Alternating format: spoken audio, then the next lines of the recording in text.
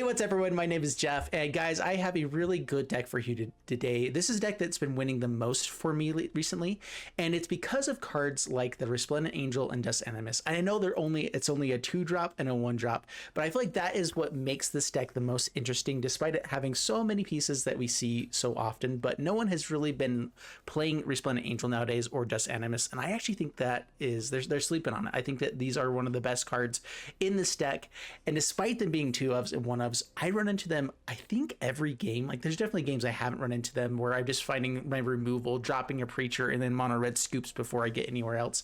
That kind of thing happens pretty often, which is why the rest of this deck looks the way it does, despite me trying to build this pretty heavily towards things like Resplendent Angel. And I've tried 2 copies of Dust Animus before, and it was really good. I liked it, but I feel like I needed just a little bit more removal. I also added in a couple like other 1-drops, Beza and Archangel Elspeth, which kind of helps bring them back. And that's kind of the game plan of this deck, is utilizing the benefits of the virtue of loyalty and virtue of persistent. I think that they're both really powerful in the format against mono red, against a lot of the other decks you run into besides mono red as well. I think they are just really powerful. Yes, people have lots of removal for artifacts and enchantments nowadays because of the tokens deck, because they're just running removal in general for everything else. But the recursiveness of this deck of being able to hit out a virtue is really powerful, being able to just kind of keep bringing stuff back. We're going to 7, 8, 9 turns with this pretty consistently. And so virtue of persistence is what has won me lots of games, bringing back a Resplendent Angel and then being able to buff it, or bringing back a Dust Animus over and over again that is a 4/5 with lifelink, being able to put more counters onto it. And I think that's one of the best things about this deck is I can play tons of removal and play a mid-range deck, but every creature that I have, Deep-Cavern Bat, Dust Animus, Resplendent Angel, Preacher of the Schism, Sheoldred, Beza, and Aclazotz, every one of them have a way to provide me life. I think the only card that like sticks out in the battlefield is Eternal Wanderer that doesn't gain us life, but it's so powerful. It works really good against the tokens deck, being able to just bounce their red artifact. I can't think of the name right now, the one that creates tokens every turn, or just be able to create the Double Striker, which completely shuts down their plan as well. Like, this card just like destroys that one. But the other thing that destroys them is being able to gain life and fly over the top. Yes, they have lots of removal in that deck, but if we get to the point where we can like bring them back every turn, it doesn't work quite as well. A lot of them aren't running like the Sunfall as much anymore, and Aclazotz just kind of keeps going back against them. And so all the flyers over top and all the life gain that we gain along the way is just powerful enough that I am winning games very consistently with this deck. And so let's just go ahead and jump in the gameplay, see how it does for us this time, and wish me luck. Ooh, 1 removal spell, really good 4-drops. We're gonna run into more 2 and 3 drops. It has to happen. But we have a great start against mono red, and I think we can survive to at least drop 1 of these with the cut down. Okay, black, dress. They can take the cut down. I'm not sure how good it'll be, so that's fine. It doesn't kill the Preacher, which is usually, aha. Angel. So against decks like this, because part of my plan is to have recursive threats, like bringing stuff back, I just slam stuff kind of no matter how much removal they have. I'd rather they spend it early on, destroy stuff, and just kind of hope that we get like either the Elspeth or the Virtue of Persistence to bring stuff back, and also we just have bigger threats to be slamming. But all the flyers against this kind of Golgari deck are really powerful. If this is the lands deck that brings up, that's annoying. A fight? And you think you can win? Sacrifice, yes. I've always hated crowns. Do we get to draw with a Beza? Is that enough? Is that enough value there? We're gonna have to discard stuff next turn, most likely. Yeah, let's go ahead and draw. I'd rather keep the hand a little bit higher, a little bit bigger. Guaranteed they've got to have removal in the deck. That or a Glissa would be their best play here. Like Glissa, Sheoldred. That's where Gold for the Throat would be nice. Do we drop the Swamp, which is our way to get to Aclazotz? If they have a Glissa, I think we have more lands that we can run into next turn.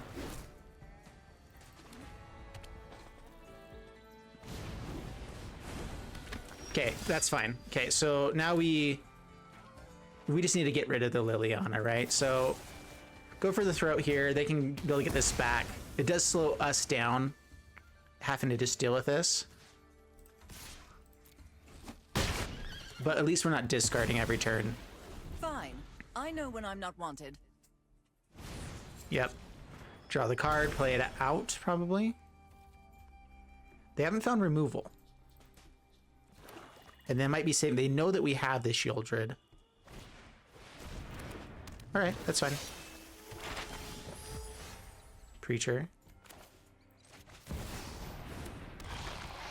Okay, drop our big baddies.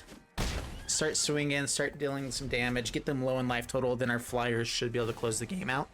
And so the hope is that they're going to spend all their removal killing these two. And then we have Aclazotz after the fact finishing the game. Restless Cottage is online, I think. Yeah, 4 mana. And this is the biggest issue, is this guy can block a lot of our other flyers. We don't have 5 mana, do we? Do I swing all in? I don't think I need to. The get lost makes things interesting. Whatever they double block on, I can just kill whatever they have. And I'm not as worried about their swing back. I think that we can outvalue them with life gain. So we go both. If they triple block something, if it's like Sheoldred, all their stuff dies. And I'm kind of okay with that. And then we just slam Preacher. They triple block the Beza. What do I want to kill?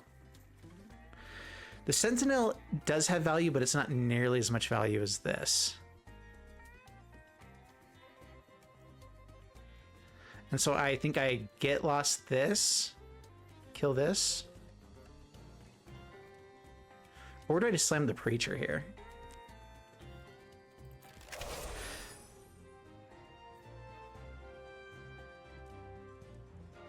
They're taking 4, and then Preacher's going to be hard for them to deal with. I think the biggest thing is I need to keep them off of Liliana being able to just like kill Sheoldred really easily.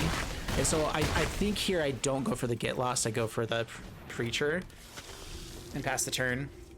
Not hitting the land has been brutal. Like having to discard that swamp was not good. Being able to like play Preacher and get lost would have been very nice. See what they take here.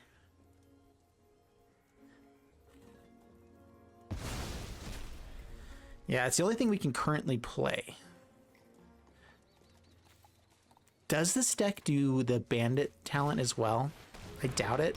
Double bat. Rude. Eternal Wander is going to be crazy powerful if we get to it now. I just want card draw with this Preacher, so I'm not going to block anything here. And I think we're swinging in to draw. Get some extra life gain, but their life total is dropping low. The bats do slow them down. Ooh, that's good. Okay, we gain... Oh, man. We're going to gain 4 life off of Sheoldred here. Swing with Preacher. Land. So close. Like, this is... They're double blocking. That's interesting. Okay. I believe that it kills both of them, right? They'll get the back to the Monster Dread Knight, but Monster Dread Knight is 3 damage for them. I'm kind of hyped for that, you know? That's great. Deep-Cavern Bat. Not super useful. And it's not a land. I need to get this 6 for Resplendent Angel and the Wandering Emperor. More bodies isn't terrible, though.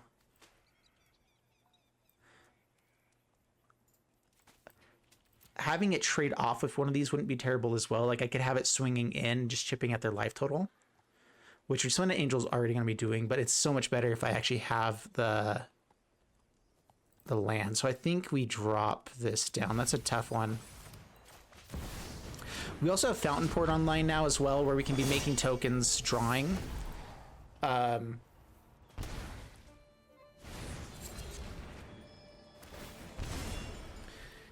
to 5, down to 3. Deep-Cavern Bats are gaining them a lot of life here, but we also have the Resplendent Angel to pressure now. Found the removal. Oh, that's what we wanted to avoid.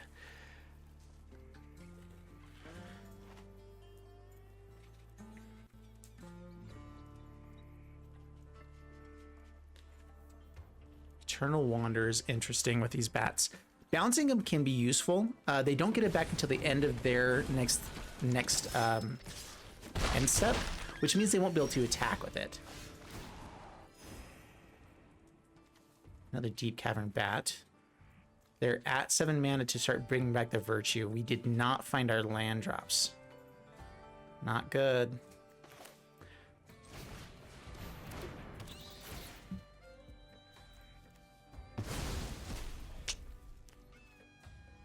We attack.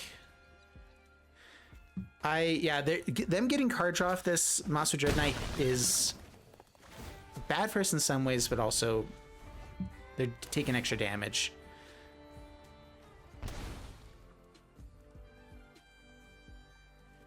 They can swing with the 2/2, but not the 1/1 now, I think.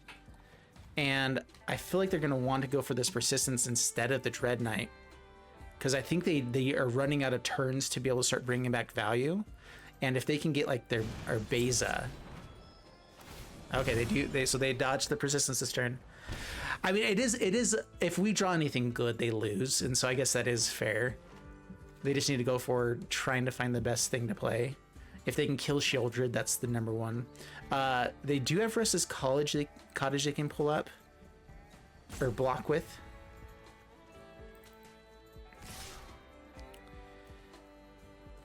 I think we block here, kill this Deep-Cavern Bat, have the Aclazotz to pressure.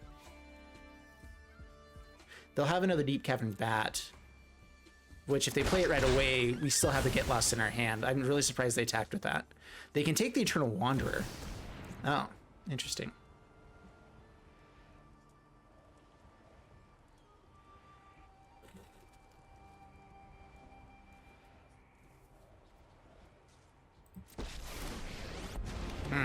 Bummer. When I win, you're telling me what you know about the Raven Man.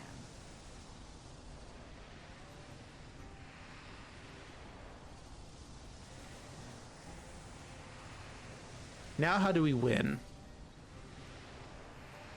I want to keep him off of life gain, I think, more than anything else. So that, I mean, that's going to happen no matter what, right? One of your friends has Let's see if they play the Deep-Cavern Bat here now. They do. I could kill this one, keep the Wandering Emperor.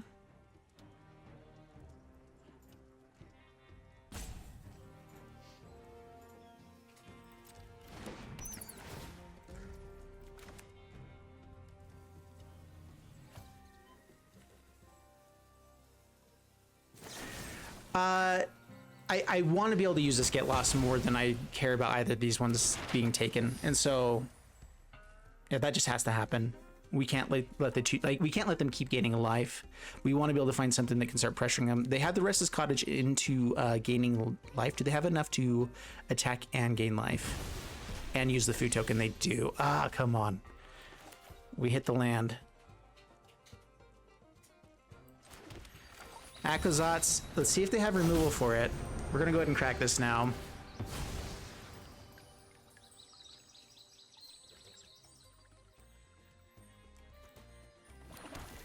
Just grab a swamp. There might have been some turns. I'm trying to think of. I think we were playing aggressive enough to hope that they weren't drawing anything good there. Attacking with Sheoldred might have been the downside. I think that's like the only thing I could see us maybe not have doing is just not letting them draw with the Mosswood Dread Knight as many times as they did. They get this up to 3 power. Oh my goodness, you gotta be kidding me. It gets up to 4 power.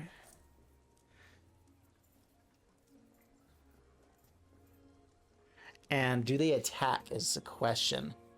They can attack, we block, we get the card to hand, and then Liliana makes us discard.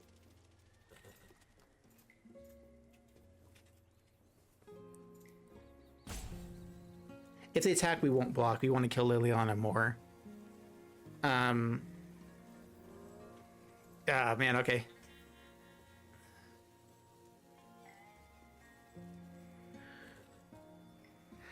How many bats did they run into?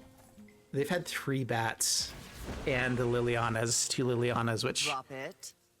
has not been good for us. Having the duress was interesting too. They could have just not. Ooh, interesting. Legion to Ashes. The question is, do I need to kill this? I have 4 Get Lost that I don't think I've seen one of yet. 1. Okay, so we have 3 more Get Lost. I can pay for the ward. I can kill the Liliana. It doesn't pressure their life total, but it means that they can't sack this. So, ward, auto pay, exile, get the Wandering Emperor. They can start going with this Virtue, which is terrible. Oh man, Wonderland. Oh, that's my Yeah, this. And they finally go for the throat. Okay, Virtue of Persistence is gonna be terrible for us.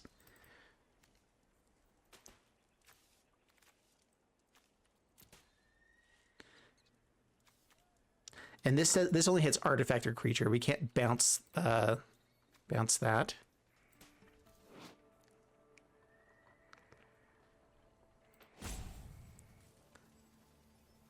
So their question right now is, do they go for the throat and kill the Aclazotz, or do they play this right away? Or do they try to buff this up so then they can put it on, they can just like top deck the win? I think like this turn is probably a big turn for them as far as what they need to do. The answer might be you need to kill the Aclazotz here and slow me down. Going down to 2 means that Sheoldred off the top wins. This is game, right? 2 counters onto Aclazotz.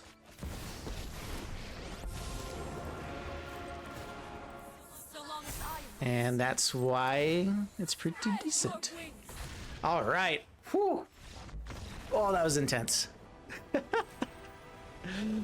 Not too shabby. I need to get out of gold. I have not been playing enough. All right, up against Flupe, and I think a pretty decent curve here. Decent land base. Slow lands, but we can dig for another land here. Yeah, we're gonna go for another land.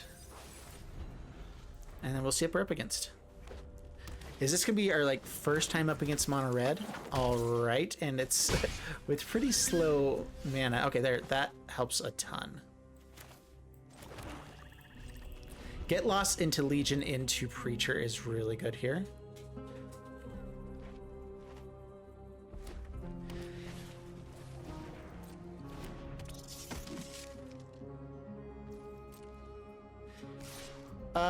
Let's see here. We want to Legion the Heartfire hero. And honestly, Preacher the Schism isn't terrible against killing the Swift Spear. We'll take the damage, I think, this time. I'm going to give him a turn to get in a really big hit by going just Legions on this.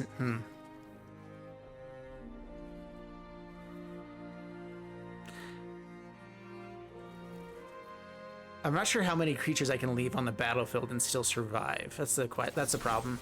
Let's go ahead and get lost here now. The problem is that this is sorcery speed.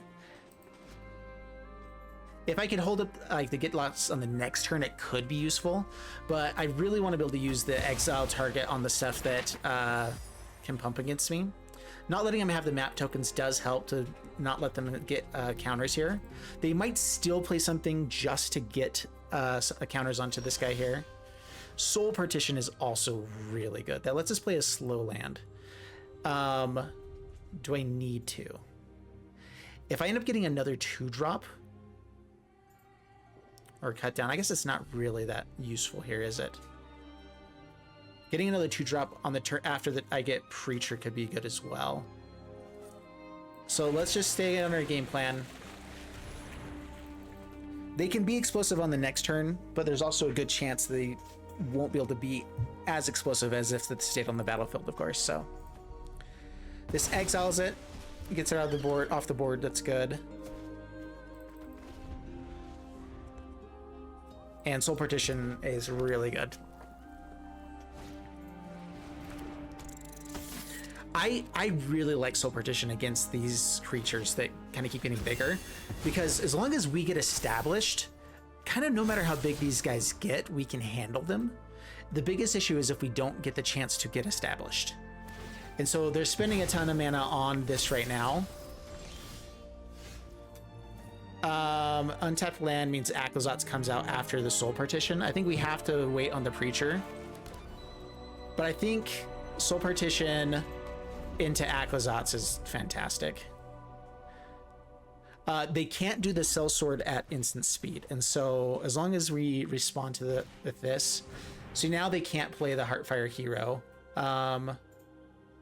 They could play something else hasty. I do want to try to get another card out of them.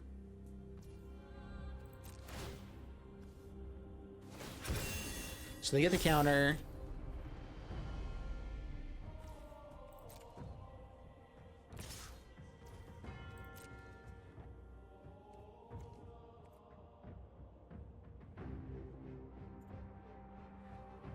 They're gonna pump it up.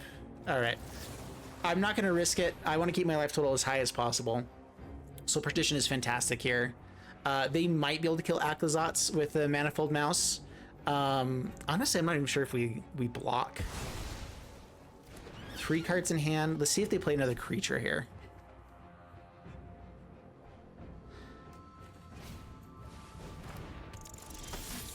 That's not terrible. All right, land off the top would be amazing to be able to play both of these next turn and then have Resplendent Angel online. So untapped land off the top is the dream. Heartfire Hero. Okay, so they're doing setups here. I don't think they're going to be attacking with these guys.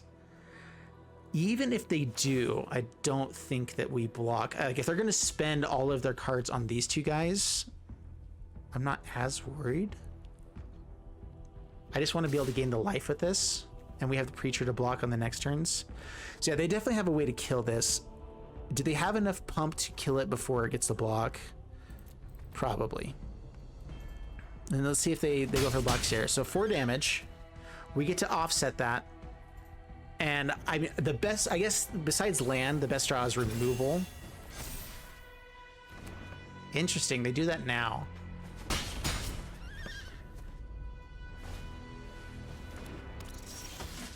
Untapped land off the top. All right. We don't have quite enough life gain to have Resplendent Angel and everything else. Only 1 card in hand means that there's not a ton of things that they can be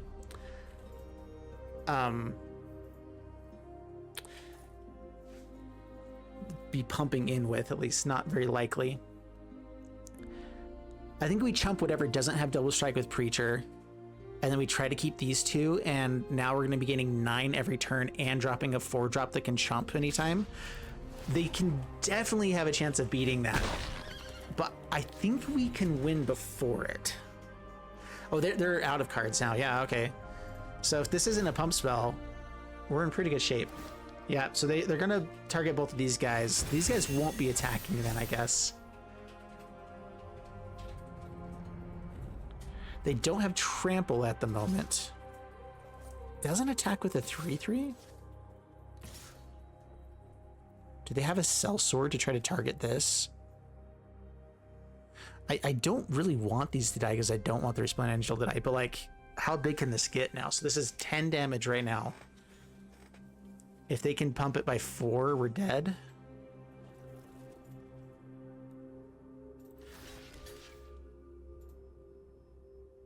This can be a pretty big blowout, can it?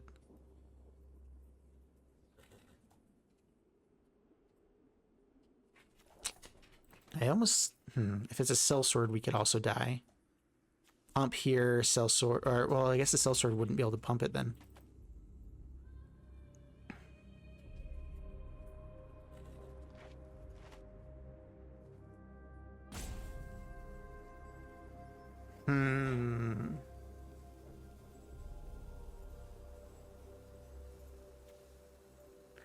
I don't think they can kill us here. We'll take 10. And cut down is interesting. I don't have enough mana to do this and that, but I think that like if we find a land next turn we could. Do we go for just dropping the life gain guy there? Because that means that they have to find trample. So I might actually attack him with Preacher here. Oh, I forgot we were taking damage there. That's fine. They're discarding whatever this is. We get a 4/4 and a 1/1 lifelink. And we get to... So they're probably going to pump something up here in response, which means that we get to draw a card. They do get the Trample guy, which is terrifying. That is the thing we were hoping we could avoid.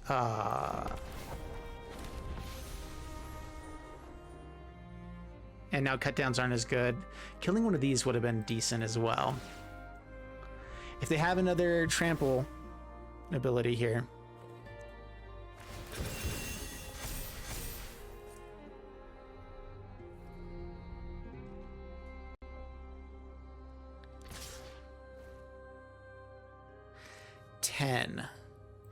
So if we block here,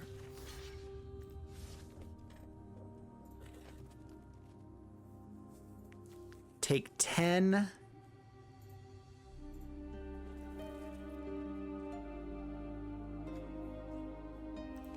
Do we just have to have all the blocks here? We win if they don't kill us, right? So the only thing that matters here is blocking as much damage as possible. So that's what this does.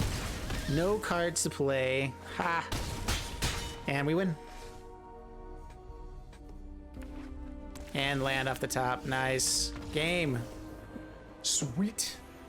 Oh, can we keep a hand without removal? I don't think I can mulligan that away. We have so much removal we can run into and a chance to dig for it here. Having a second Aclazotz can be really good if this is red-white. We already have 4 lands, so getting up to 5 is really possible. Having a second one against the red-white tokens deck is actually pretty good. I'm just gonna assume that's what we're up against here and say we have a decent chance of hitting the 5th land. We only need 5 to 6 lands to really do well. Okay, up against a white-blue deck, control deck. Ooh. We have a lot of decent pieces.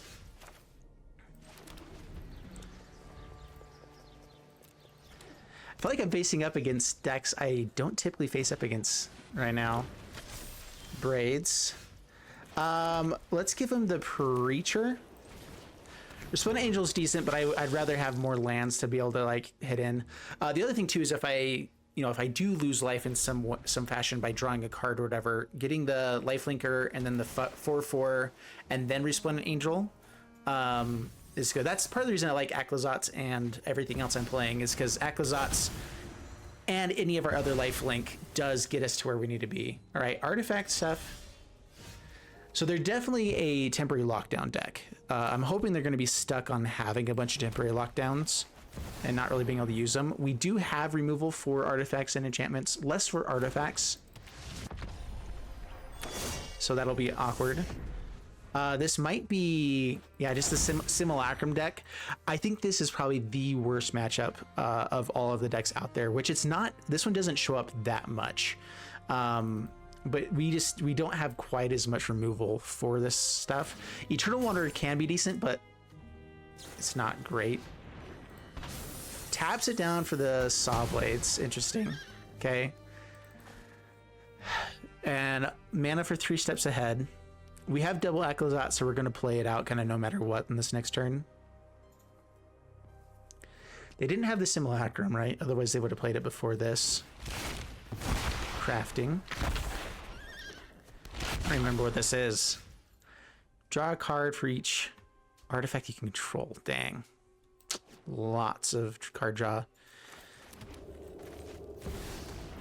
The bat could be helpful there, but I feel like we need to start putting pressure to even keep up with this. They had a really solid start.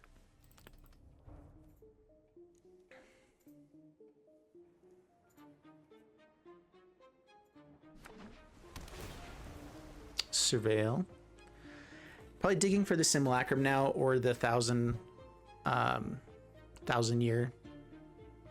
Create the Golems artifact.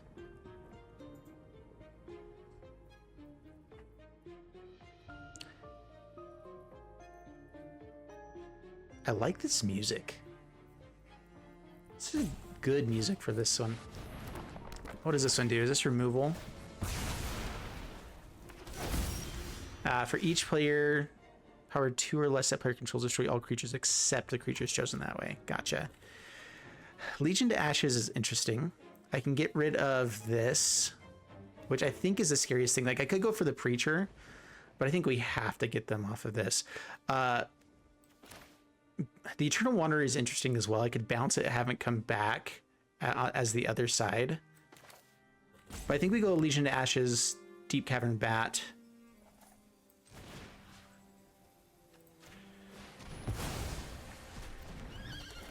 And then we can start bouncing some of the other things. Yeah, take the Get Lost. All right. The issue here is that they have mana and they have things to craft.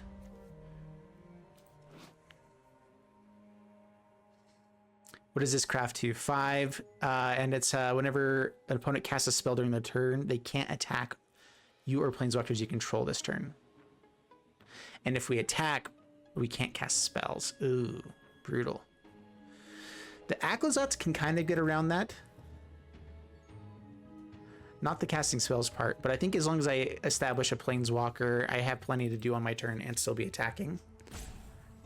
And I just need to hope that they don't draw anything else. That's the main reason I went after their braided net. This one's the... I'm trying to remember what this one is. It becomes an artifact creature till on turn, so a 5/5. Okay. They can just tap these guys down and start attacking. Okay. They're holding up something, I think. Do I go for the Aclazotz or the Wanderer? No More Lies. We can't play around No More Lies either way.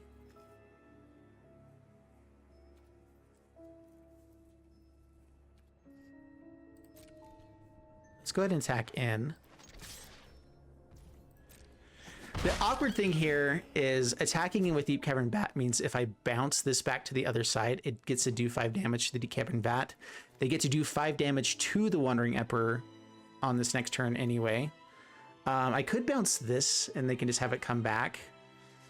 So I don't think it's as good. So maybe it is just the Aclazotz here. And that way we can counteract this with a life gain. Making them discard drawing cards will probably be better here. I think us getting our card advantage is important.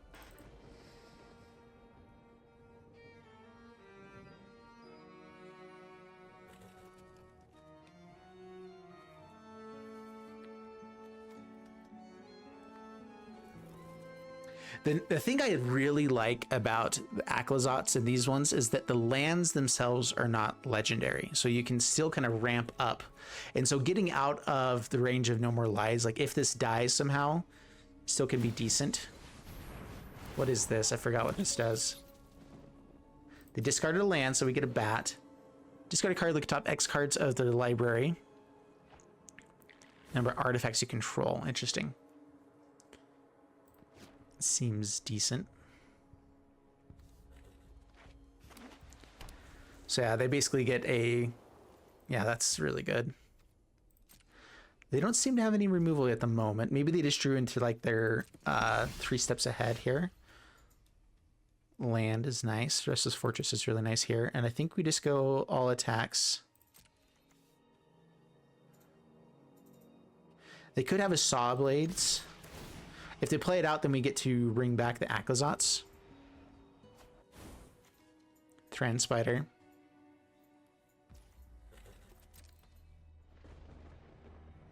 All right, we have a clock going here. Increase the clock with this. Getting them empty-handed so then I can be drawing cards isn't terrible. Playing out the Eternal Wanderer could be interesting there. I don't feel like giving them this chance here is super great, though. The Double Striker does block it, however. We'll go ahead and play it out. 1 card. They haven't had any counterspells yet. This could be a Get Lost. If you can. What is this? Is it the Simulacrum now? I can't remember if that has flash or not.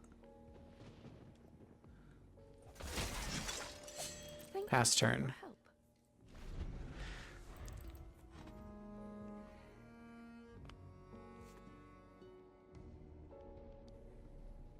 If they have Sunfall, that could be bad, but I think I'd still rather have this out and established. Sunfall into attacking and killing the Emperor is what's worse.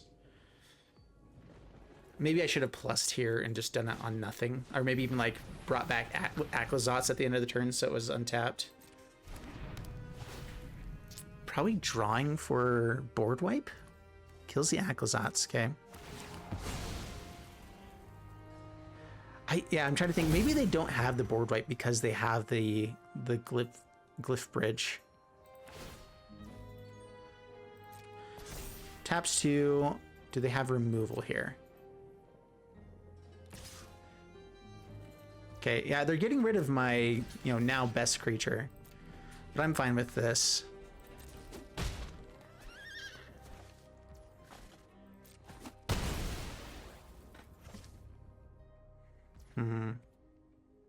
That's my turn.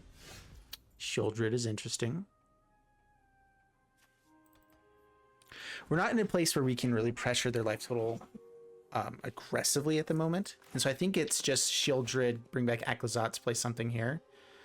The question is, do we bounce or not? And I think again, it's getting this to 6 so it gets out of range is okay. Bouncing this could just get on Deep-Cavern Bat and then kill something else. I don't want them to have an answer to deal with Sheoldred. So let's just kind of go same thing here.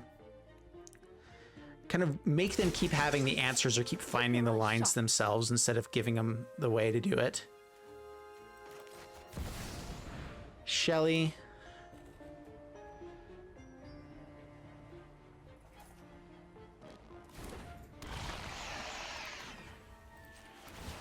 And there we go.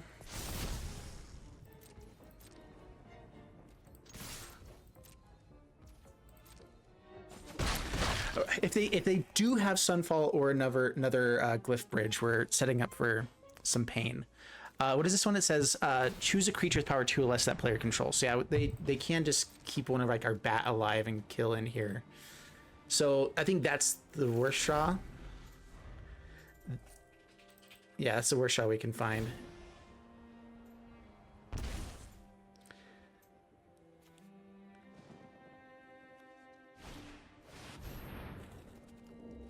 And they found it. Okay. Yep. That's a bummer.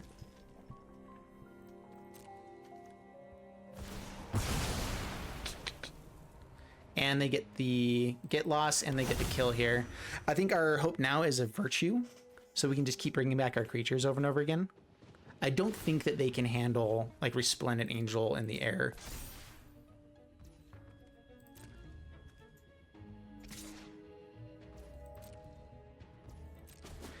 Yep. Bummer.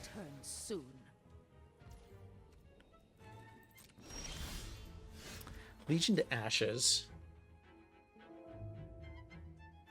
It's an answer for their only way that they can actually attack and hurt us right now. These come back. These are definitely bad, but we can play around them. I think it's Legion to Ashes and then attack in here. Now we need to get the Aclazotz going as well. So we have to get this out of every hand now. We could go for the Preacher, and that just gets Get Lost.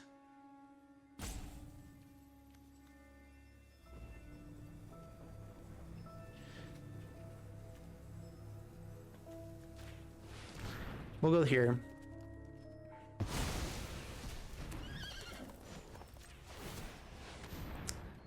Temple of the Dead. They have the Get Lost for it, but that doesn't stop it for long.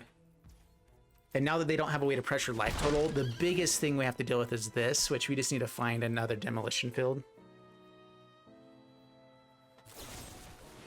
Yeah, it goes for Get Lost. That's fine.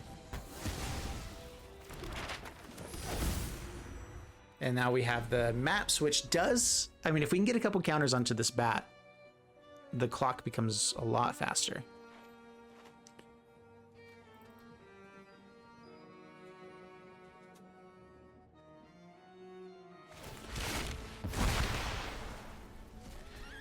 Yep.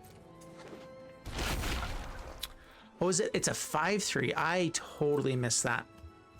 I don't know why, but I was just seeing it as just like an artifact, not something that actually comes back. Deep-Cavern Bat's not bad. Play it out now. Yeah, we're not going to be attacking. That's fine.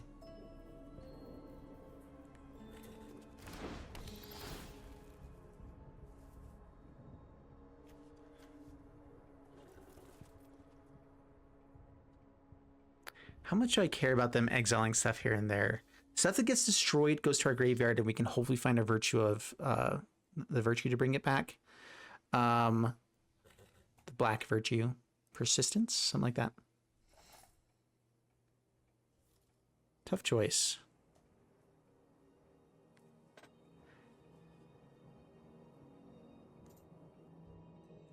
Becomes a copy of the creature. That's really bad too, isn't it? I think we can deal with the board wipes. It's annoying and it's not good. They can just destroy the Aclazotz again.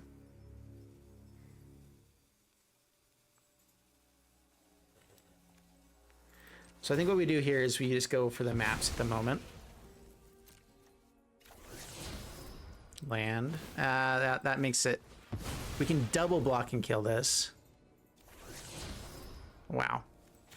That's very not good. And they just keep getting to use this. I feel like we just haven't drawn the way we need to have a shot here.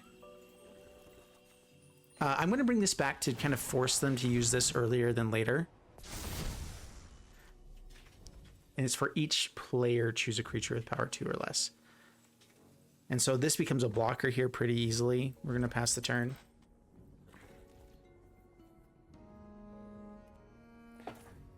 Yeah, the Assimilation Aegis is pretty bad too, because it gets you equip onto something and that just becomes a copy of...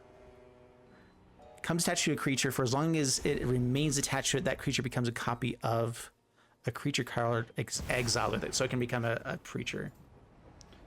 All right, they found the Simulacrum. So the clock is ticking for sure now.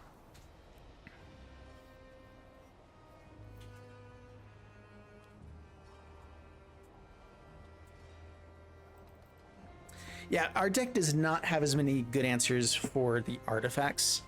Soul Partition helps in the early game if we're establishing a field. Like I said, this matchup is the hardest one for us. And I still feel like we have a chance to win this. That's why I'm sticking around. But we needed them to not draw as well as they did for the last while. And their just ability to keep using this has been brutal. Yep. We do have removal. Plenty of removal that we can run into to kill these guys. There's a 6/6. I forget that these...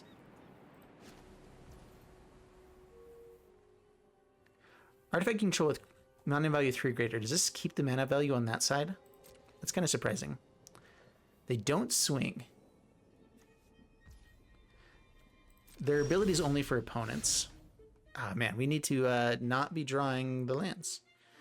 I think I attack in with Aclazotz. I definitely would rather trade off here, and I want the card draw. Absolutely. I don't want to keep drawing lands, though. I think that's not as good. Yeah, trade off with these guys all day, every day. So we can't play anything else, but we couldn't anyway.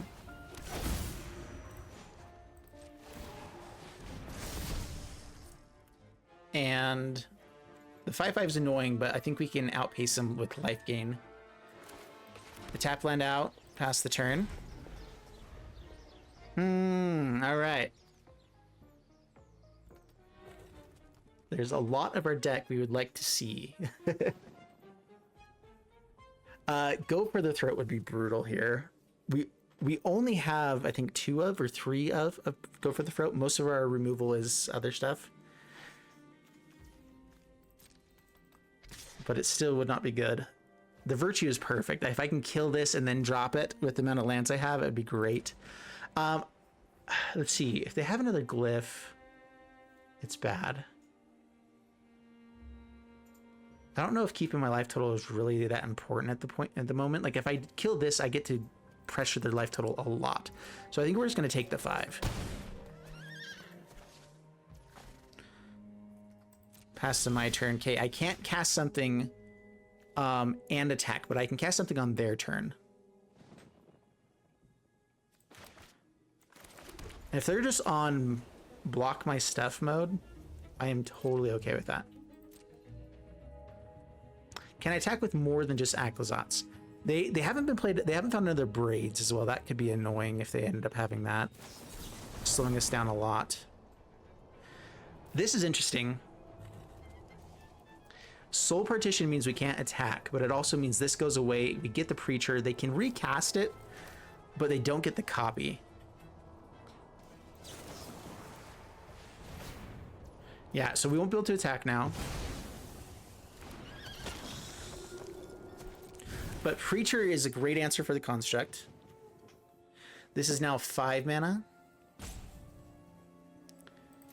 They can get rid of an Aclazotz is the biggest issue. And they can copy an Aclazotz as they equip.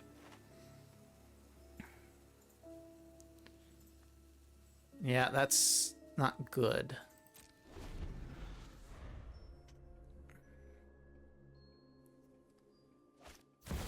I think slowing him down there was still decent, though. Okay, this doesn't have flash. I don't know why I kept thinking it had flash.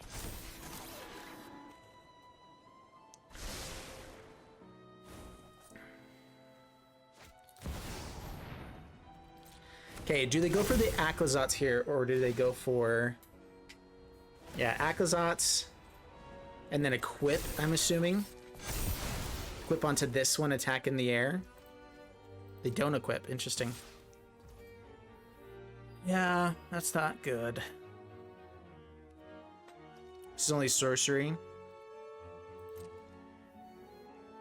I get to draw with Preacher, which is a big deal. They will probably block because I'm still pressuring life total enough.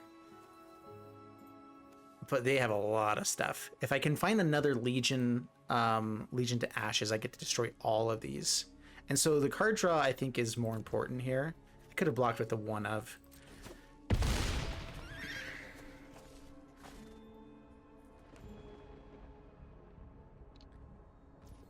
We just haven't done enough in the last however many turns. Oh, go for the throat. A fantastically useless card. If I attack, I can't play anything.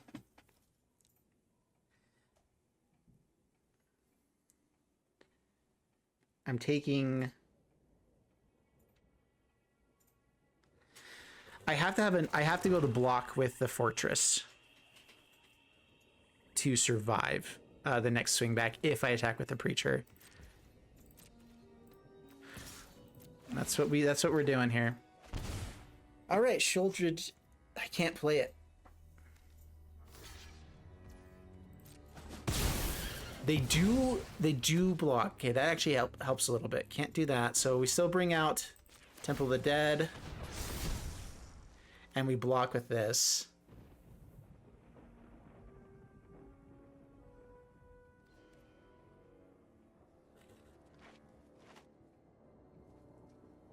This creates an interesting life swing as well on the attack. I wonder if they'll play slow enough here. Sheoldred could help us.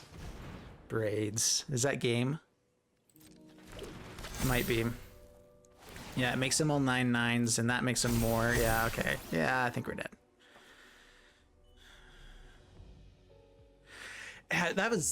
This is just a game of bad draws, I feel like.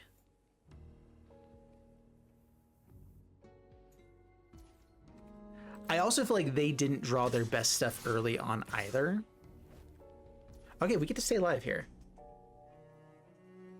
They can get back the Aegis, which is annoying. So the question here is, do I block with this or the bat? And I think it's this. This does get to do a 2-life swing if I attack in. We still just have to draw the Legioned Ashes and then survive a couple more turns. So we block and block, take 11. Keep them empty-handed. We get to swing in, gain life, and draw a card. But that also means we won't be able to use Sheoldred. Down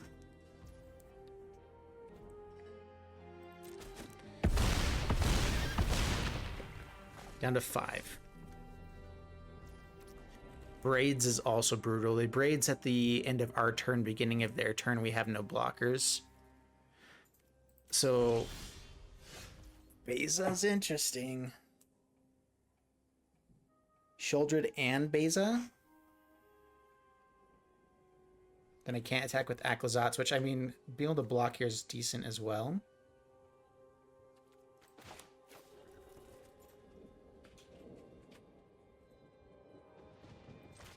I don't know if we have a chance to win this, but we're going to go for it. We play Sheoldred first, so we can... I don't think we actually draw a card. It doesn't matter. But we at least get to gain the 4 here.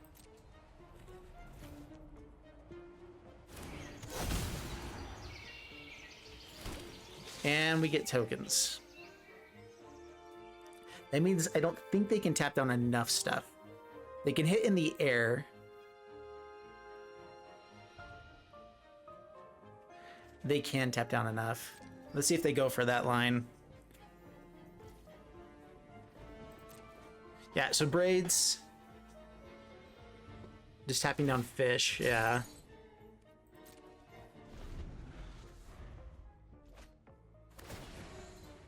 They lose life. We have a clock on them now. They can braids again, swing in. They have 5 attackers. Yeah, we're definitely dead. Blocks our life gain. That's brutal.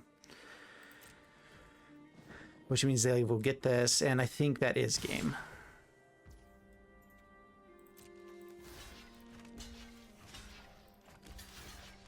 Yeah, 22 coming in. Game over. Bummer.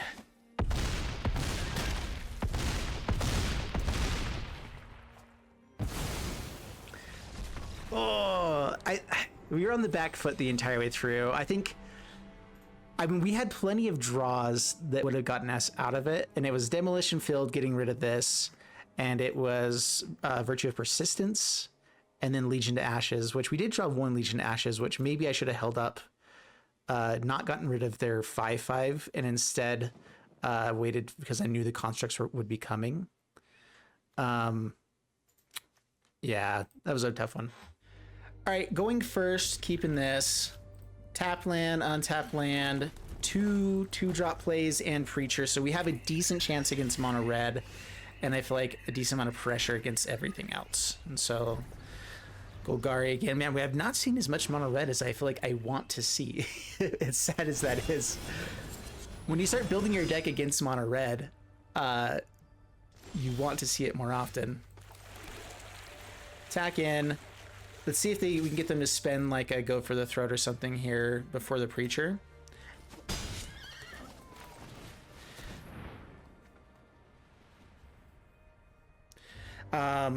Removal into Liliana would be not good. Okay, they had to cut down and not to go for a throat. Do they have the Liliana? I feel like yes they do. Of course they do. Huzzah. Something suspicious is going on. I think we need to find land and Preacher. Sacrifices must be made. Land is nice. And we're just hoping that we can cut down something that they play out here. Like if it's a Mosswood Dread Knight, draw, play Mosswood, we can cut down, and then we can attack in at Liliana.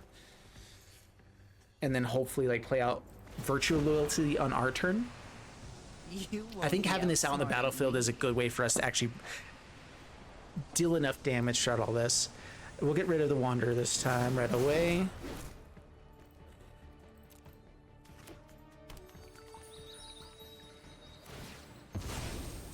Fabled Passage. Mosswood Dread Knight. Do it, please. Just more removal. That's, I think, the worst outcome.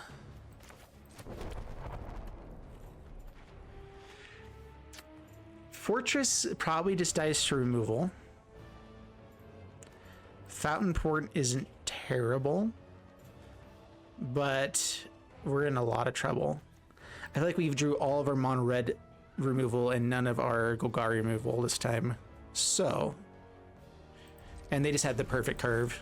The only thing that could have gone better was the turn 2 bat into the removal or whatever. So, yeah, we'll see how this goes.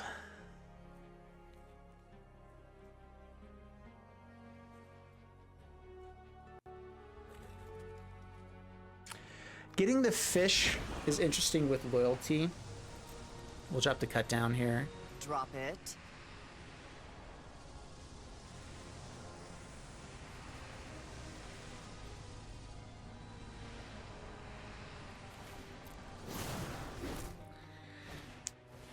And Deep-Cavern Bat, which we will just go for the throat instead of making a token here.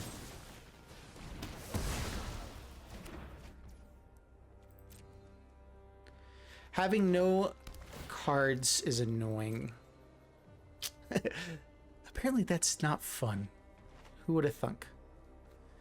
We don't have a good target for the Demolition Field. Do we go for it anyway just to like thin our deck and find what we need?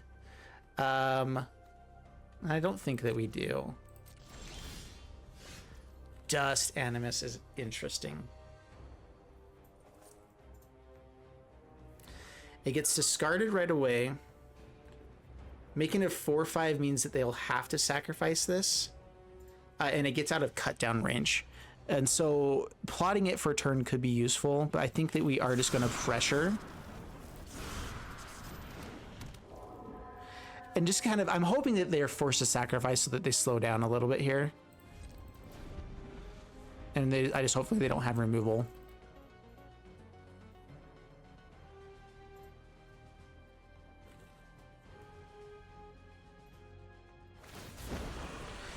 Yep. I've always hated crowds. So I think that I went for 3, I think, go for the throats rather than 3 Virtue of Persistence, and I think that I want to switch that up. I think that Virtue of Persistence is actually a big part of our game plan here. We're not getting to 7 mana here, but yeah. They've just had the nut draw. I don't know how we could have done anything against them drawing perfectly.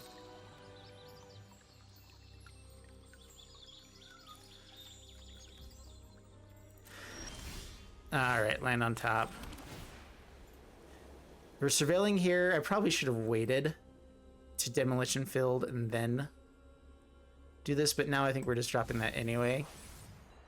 And so I think this one is just scooped now. I don't want to have to deal with trying to top deck against what they have. No, thank you. A couple of slow lands on the draw, but a really good opening hand. So we're definitely keeping this. Man, can we stop playing Golgari? I want to play against all of the things this deck was built for. All right, Surveil. Another Get Lost. That does get rid of Liliana. I think that we keep here. We already have our 4 lands that we need to. We don't need to like be digging for lands at the moment. You draw. The question here is, do I plot Dust Animus right now or try to go for Bat? I don't think I need to Bat at the moment. And so I think what we do is we plot here. Yes, holding up removal will be fine, but I'm okay playing a little bit slower here. Like if they just play out the Dread Knight or whatever, like Glissa, now we can remove on the next turn, hold up the cut down if we want to, or just play the tap land.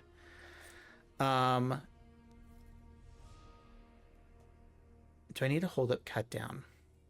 I don't think I need to. I think I'm fine playing slower at the moment. So we're just going to Virtue. Against this deck with the discard, having everything over on this side is so much better. Everything exiled out of our hand to be able to still play and have threats is very good. And we're just trying to get around a Liliana here. I don't think we need to cut down. Sheoldred's annoying. Do we get lost right away? I think it's just get lost and Bat, right? Yeah, get lost right away.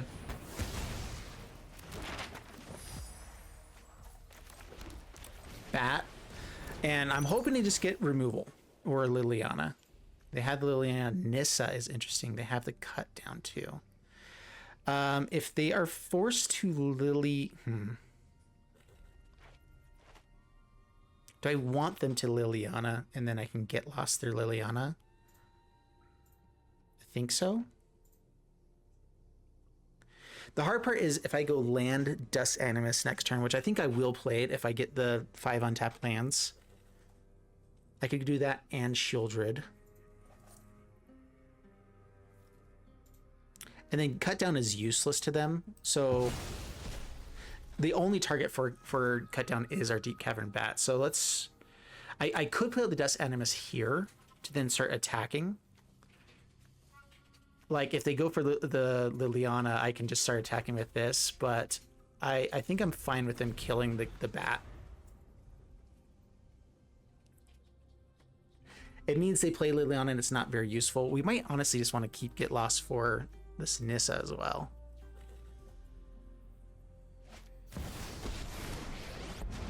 Yep, they kill it. Those who get in my way tend to regret it. Off you go. Do we have a turn to go for Sheoldred here? That's the untapped land, and I think that means yes. Because now we can Dust Animus. And that pressures the Liliana perfectly.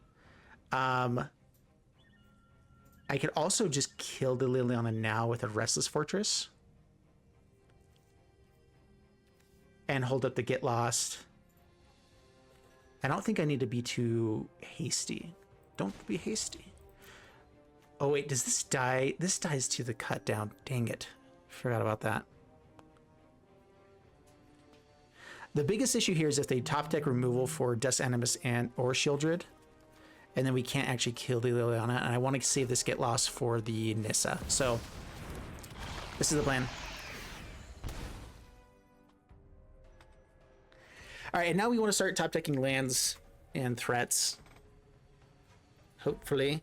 I've not been running into my Preachers. Like, it's kind of funny. Preacher's like, I think the only card in the deck that's a 4 of. And I've not been running into it as much as other stuff. And that's kind of like what I find out happens in Arena sometimes. Yeah, so get rid of the cut down. They get rid of the Nissa. Okay, interesting. They're holding on to cut down. I guess that does pressure the fortress, and they scoop. Nice. This is one of the things I've been recognizing. As long as we can keep them off of removal enough, like a lot of decks have lots of removal nowadays, but it's a lot of removal for mono red. It's a lot of like cheap removal. Things like Dust Animus in the air and Sheoldred, like it's enough pressure that it's the same game plan that their deck is doing as well.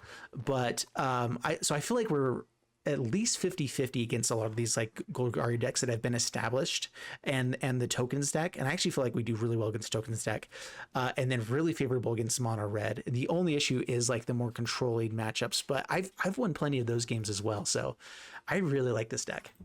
We are up against against mono red, we have very painful white sources and not very good removal, but I think we can keep this still. Play out the swamp past the turn. Ooh, is this mono green? Interesting. I think this is a Virtue of Loyalty turn. I don't think that they're going to be able to pump this up, right? They might be able to save it with something, but I'm fine losing a Virtual Loyalty token if it means that we get to, yeah, trade off here. Or even get another card out of them. And then Preacher. Ooh, cut down and Soul Partition. Is that better than Preacher here?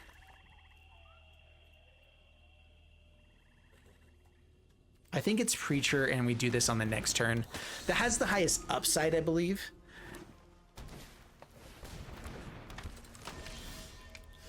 Oh man, yeah, okay. This is why mono green is not good at the moment. It's because there's just everyone's playing all the removal that's good against it. Do I just go for this right away and just like make their life miserable? I think I want to draw the card here, and so we are going to gain the life to draw. And that means that on the next turn, if they don't deal damage, we get a chance to get the token. Oh, I guess now they're taking damage, but yeah, being able to draw against this deck is way better than just getting the token at the moment. 4/4, 4/4. 1/1 for each forest you control. 2 drops, which means that. So Virtue of Loyalty is a little interesting here. Oh, I played the wrong land for it, so that doesn't matter now. Soul Partition's interesting as well. Yeah, I played the wrong land there. Do I let them trade here? Yeah, we draw cards. That's what we do. Demolition Field, pretty useless here. We're gonna take a big hit. I will Soul Partition one of them, or just make a blocker.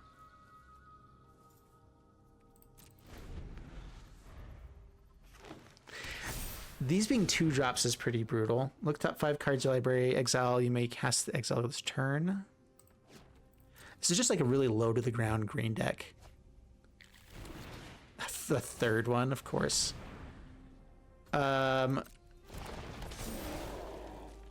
Going for the chump block. I can Soul Partition this to bring it back. I'm fine with it dying and we go for like Virtue.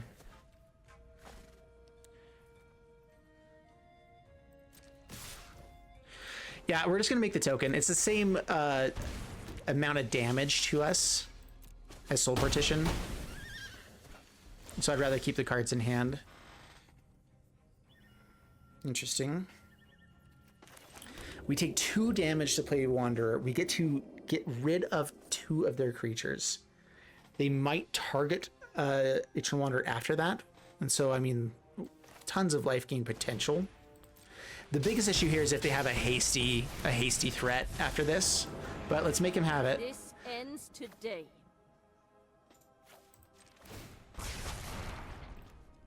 Make room. All right. If they're forced to deal with this, then that's fine. We'll finish this later.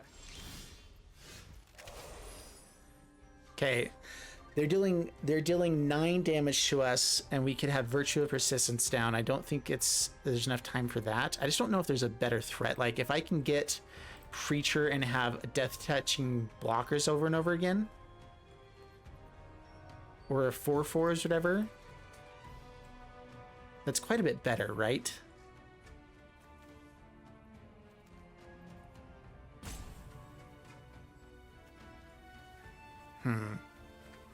I'm taking 1 to the Soul Partition if I go for that as well.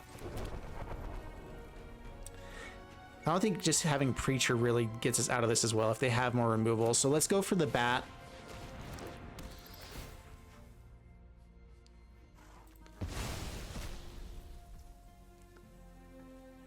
Virtual Loyalty is interesting, but not this turn. Could they top deck Protection? I might Soul Partition. They can play either of them after Soul Partition. Let's see what they play. If they have like, okay, let's go attacking right away. So now we...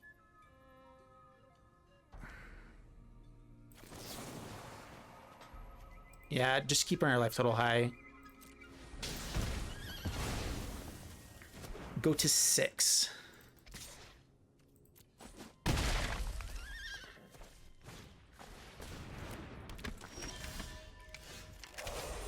Okay. We have to block no matter what. We did not find any other like things that did things. So I mean the only real play here is Virtue now, I think. Virtue and block. They misplayed there by not playing this instead of this, like, which means that we can keep our life total fairly high. And we have to find something decent off the top of our deck. The only other option was maybe like going for the fish to kind of keep jump blocking instead of the Virtue of Persistence. But because like I would have done that if they hadn't misplayed there. Yeah, so we go to 3, or actually 4. They get to have more bodies. We get to start bringing back big bodies. So now we can find... We need to still be chump blocking the scary stuff. So I think it's Preacher. Preacher with Loyalty can actually block a decent amount of things and not die. Oh my gosh, that's good. Okay. Well, there we go. We drew something good. Seems like that's what's necessary. Okay, I need to find white mana before I play that. White mana. Yep. Try to What does this do? So whenever creature you control enters, counter onto it and investigate. Okay, we're... So they get to investigate with this. The question is, do I want... They still have something... They have something I know can make this a 4/4. And so this is going to die anyway. So the question is, what do I want them to have on board? I don't know if they have white mana for this. So let's just... Yeah, we'll keep that. If they go off the Wanderer...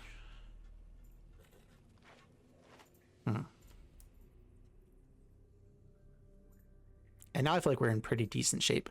I haven't seen anything hasty yet from them. And so taking up on the Wanderer is actually really powerful. Ah, and that's game over. Yep. All right. Oh, come on. I don't feel like we should be losing this matchup. We just hit a ton of lands, which did kind of work out for us, but also we have a lot more removal and threats to put on the battlefield. Like a Beza or a Sheoldred would have been much better. Slow removal, but good creatures. Has to turn a lot of stuff on the 3-drop slot, a 3-mana slot, which can be a downside of this deck. Ooh. If this is Monorin, we'd need to be digging for a removal here. I think we throw that to the graveyard.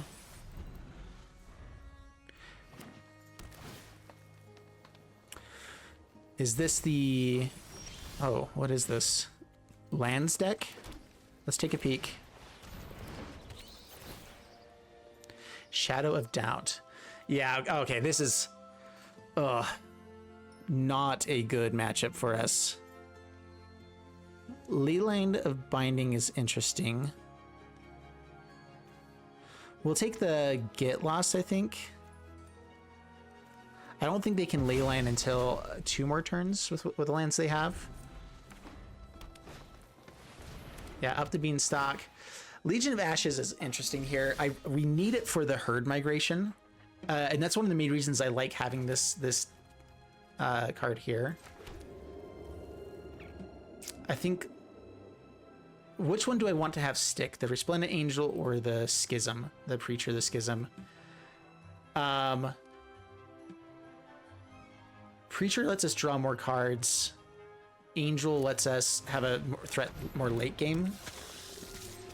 We'll just play our typical game plan. All right, so they have the binding online here. Let's hope they let us attack first. All right, they do. Is it not online? Is it 3 mana right now? Oh yeah, it is. All right, Virtue's interesting. Sunfall is terrifying. Do we go for the Resplendent Angel now? I think I want their life total as low as possible. I mean, that's 6 damage a turn. They're gonna have the binding online, but this way we at least have an attacker after they bind something. It's still a decent attacker here with these.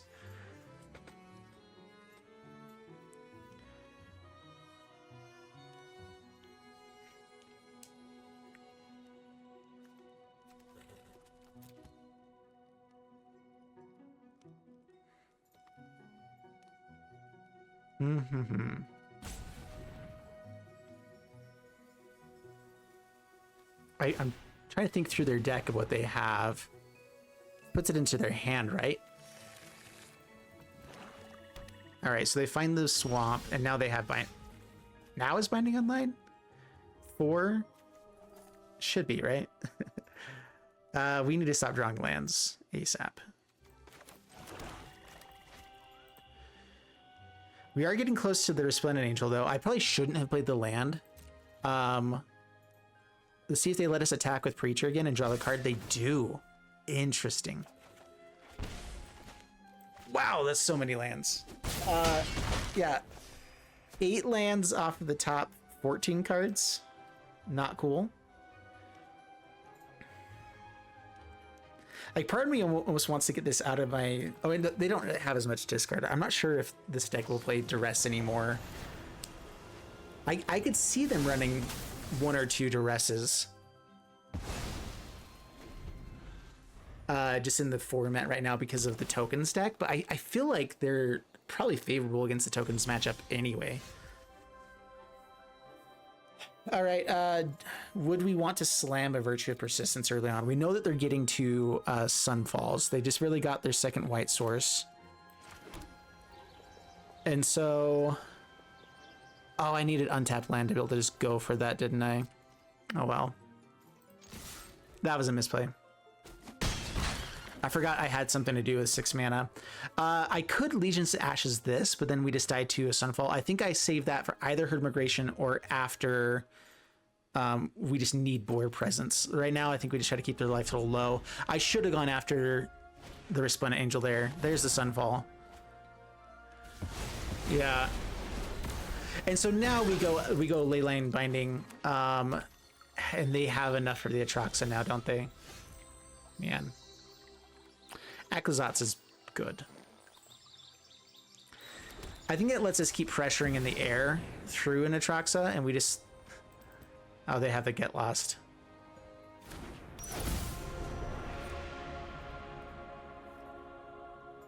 Yeah, fast turn. We have them at 9. We are keeping pressure up. And let's just see if we can handle the Atraxa and all the card draw. The nice thing here is that they've kept so many cards in hand that they're going to discard a lot of stuff anyway. Even if they do play Atraxa. Okay, no Atraxa yet. They had the Get Lost for the Aclazotz. And we're not really close to being able to bring it back with how many cards everyone has. But let's see if they let us attack with it. The Deep-Cavern Bat is interesting. Very interesting. Get Lost, okay. Comes a land. Deep Cavern with map tokens is very interesting. If I can hit the right target here, it's very good.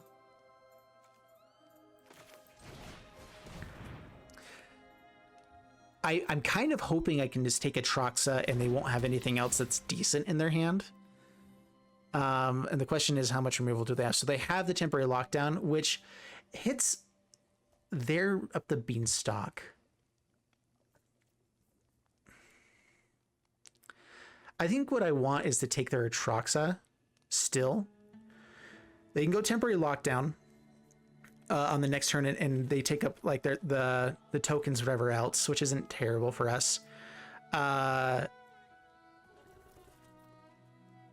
The one thing with taking Atraxa early on, though, is that they get to play all the stuff and then refill later on. But they have the other answer, so let's see if they binding now or do the other stuff later. We're gonna go ahead and try to go for the maps. Beza is a threat.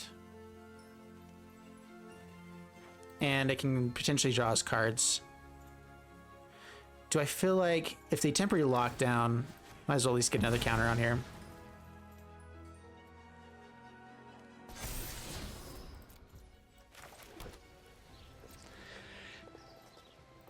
Getting lands out of our hands so we can potentially draw with the Beza.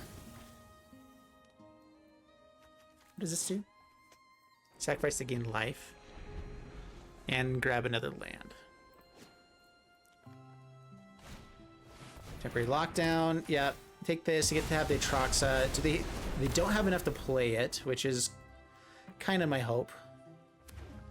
Oh, now they do. Okay, there you go. There you go. And they refill.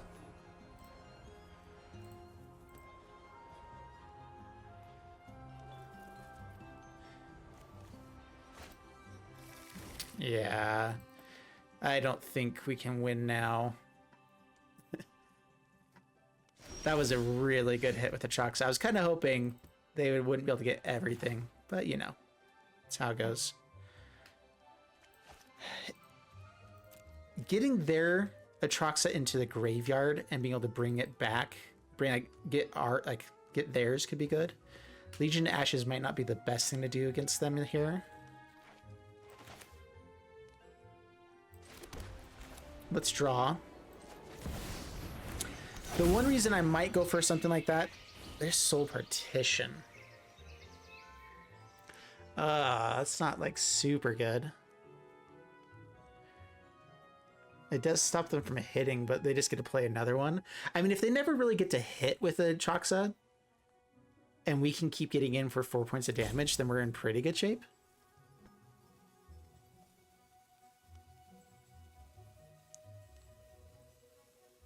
How much mana do I have? 1, 2, 3, 4, 5, 6. Okay, pass turn. I mean, we could just go on like the mill them out plan. Okay, Soul Partition.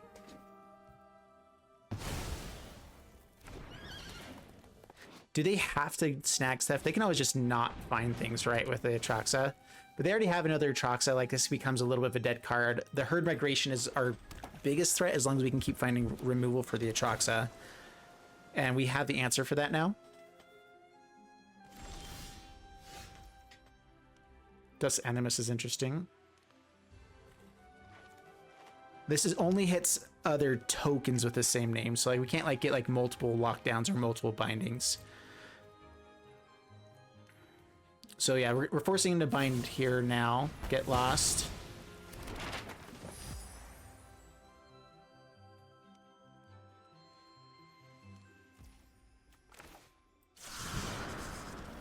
The only reason I might play something out here is just to try to get the Aclazotz back, but I guess we want them to use their bindings on things that aren't the Aclazotz. See if they let us explore here.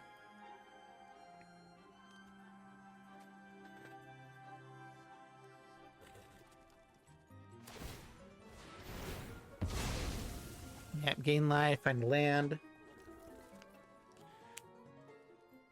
They're thinning their deck for us. Not quite good enough, I don't believe. Binding. Okay.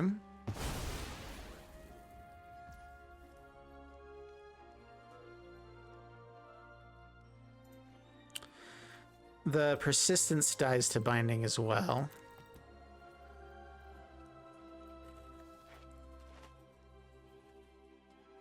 Pass turn. We have a way out of this game, but it's very unlikely we win at this point. Interesting they played the one that's there instead of the one in their hand. I feel like putting stuff into the graveyard, like I feel like that's just like such a free place for them to keep it, so they don't have to discard. The angels are annoying. We really need to start. They don't play it. Interesting. And we didn't find removal.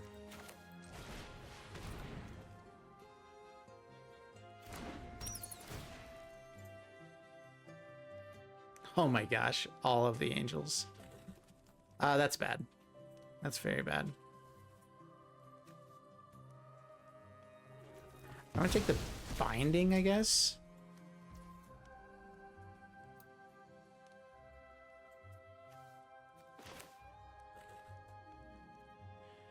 We're gonna go Legion to Ashes, Troxa.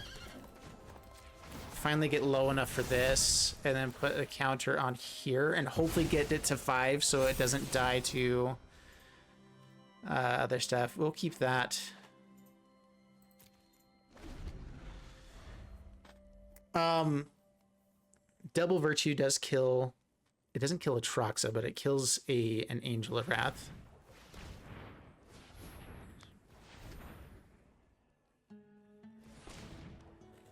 What they could do here is temporary lockdown and then binding the Aclazotz and still have mana, I think, for everything else. The biggest hope, though, is that they run out of bindings and we can play Virtue of Persistence. Now that they've seen it, though, they could play around that. All right, they play the binding. They can always Atroxa and dig for the last one, but now that we have double Virtue, I think we have a shot at coming back here. Oh, the Legion to Ashes is gone now, of course. Oh, gosh. Okay, now we have to do this. Virtue. Virtue. Not enough to play them, which is bad. If they had an Atroxa in graveyard, I would have prioritized playing one out.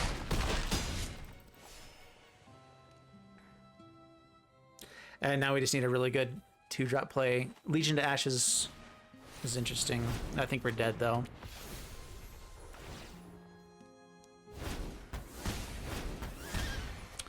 Yep. Do they go for the other angel? Just close this out. We've shown we don't have removal. That's another angel. Yeah. Game over, man. Game over.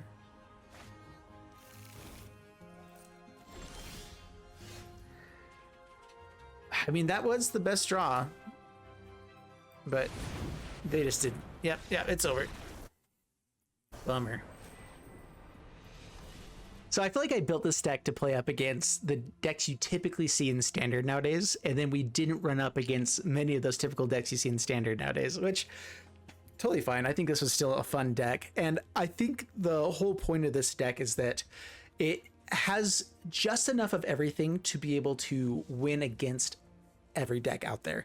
I feel like if you build too heavy against just mono red or just the tokens deck or the Golgari or whatever, you end up not being able to beat the other decks. And I feel like this has the perfect amount of everything that you can have the pieces you need to win against any deck out there. Like you can beat mono red, you can beat Golgari, you can beat the control-y decks. The control matchups are a worse matchup, but I feel like we can pressure life total enough with our flying threats that it requires them to have good draws. That it requires them to be able to like to find the way out of the threats that we provide. And we were consistently threatening I think every deck we were up against.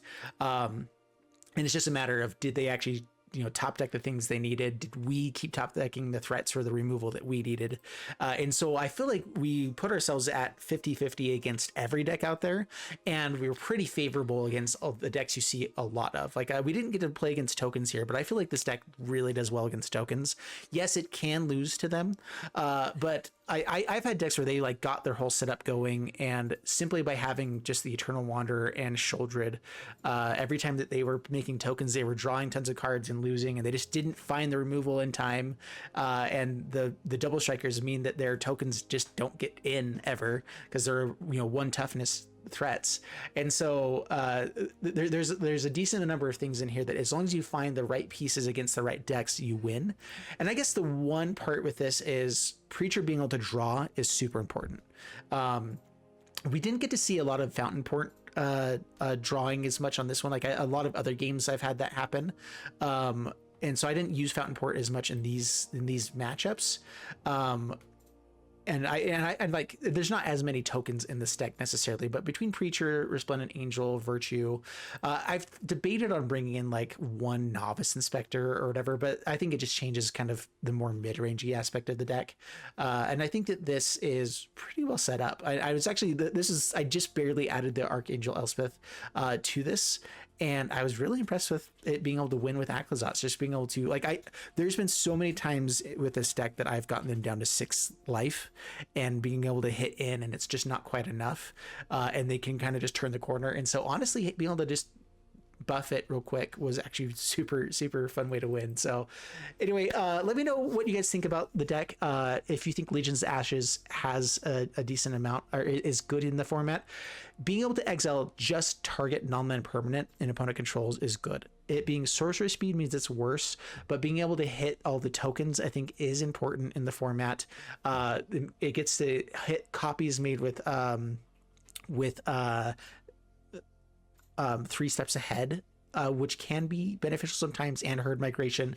And so for me, I've been finding that 2 of it is actually pretty decent as long as I have enough of other things. I initially only had like 3 get lost, and I went up to 4 because I needed to be able to hit enchantments and planeswalkers often enough.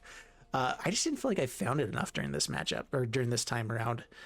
So we didn't get to see the power of Virtual Loyalty. I think it definitely earns a spot in so many other matchups. Like, it's been the thing that's won me so many games. But it might be able to go down to a 1 of, honestly. I think a 1 of would still be fine. Like, this is kind of the whole deck of a 1 to 2 mid range. And I think that you can maybe drop that and add something else in here. I'm not sure if it's Dust Animus. Having an early game blocker can be good.